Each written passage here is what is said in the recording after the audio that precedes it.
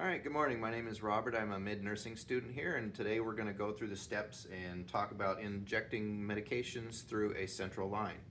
Now, there are multiple types of central lines. This one over here is a Huber needle, and it's accessed through a port that is underneath the skin.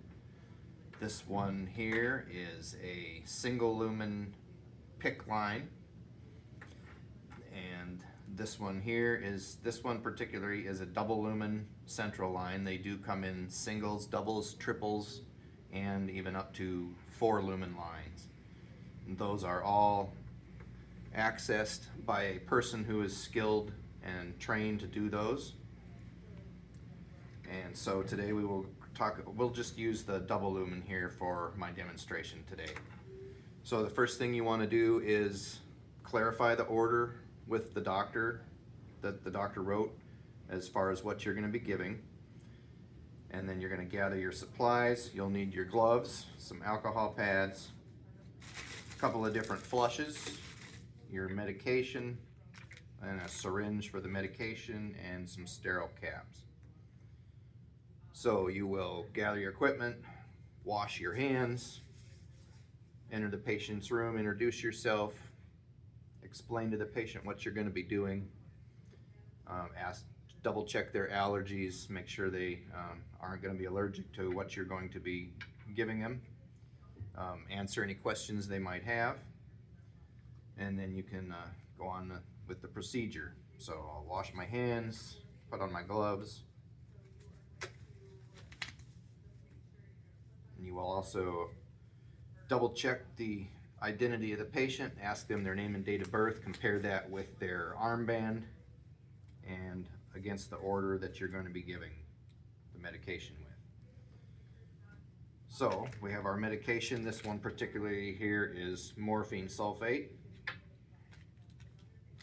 and we're going to first check the patency of the line. You always want to use the larger syringe that you can. The 1 and 3 milliliter syringes should not be used because they create too much pressure and they can actually blow out the side of the lumen. So you'll take your alcohol pad, take off the old cap, use your alcohol pad and scrub the access port for about 15 seconds. Connect your syringe, your flush syringe, unclamp. If it has a clamp, you will unclamp it. Some of them do not have clamps. You will slowly aspirate for blood. You should see blood come back. If you do not, you can have the patient raise their arm, try them in a little different position, and once you see blood come back, you can go ahead and proceed. For this demonstration, we will assume that we had a little bit of blood come back, and we are going to slowly inject about half of our solution, and then we can maintain the sterility of this by unscrewing our syringe, and then our medication. These plastic caps on these vials are not sterile caps, they're just dust covers, so you still do have to wipe off the top of your vial.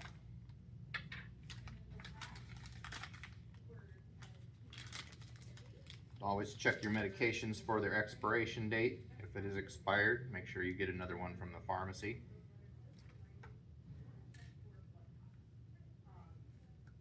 Withdraw your medication.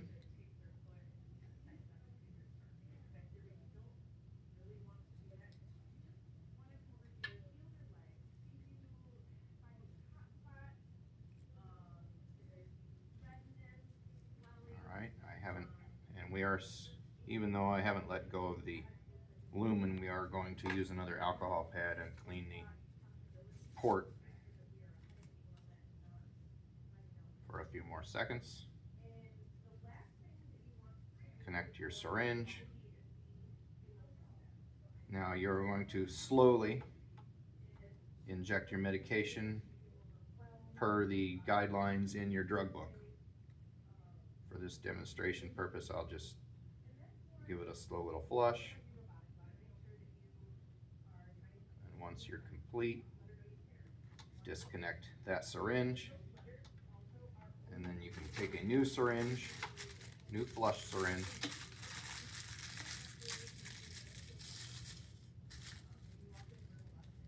one more wipe with an alcohol pad,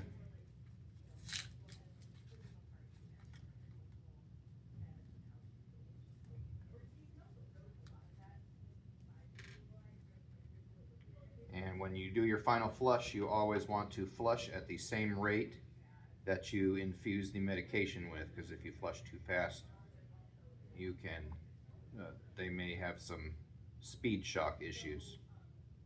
So you will just flush the same rate with about twice what you used before to ensure that all the medication made it through the end of the lumen, because the end of this catheter is sitting right above the heart. And then once you're done there, you will clamp off your line, disconnect it, and then obtain one of your new little caps here and close that off.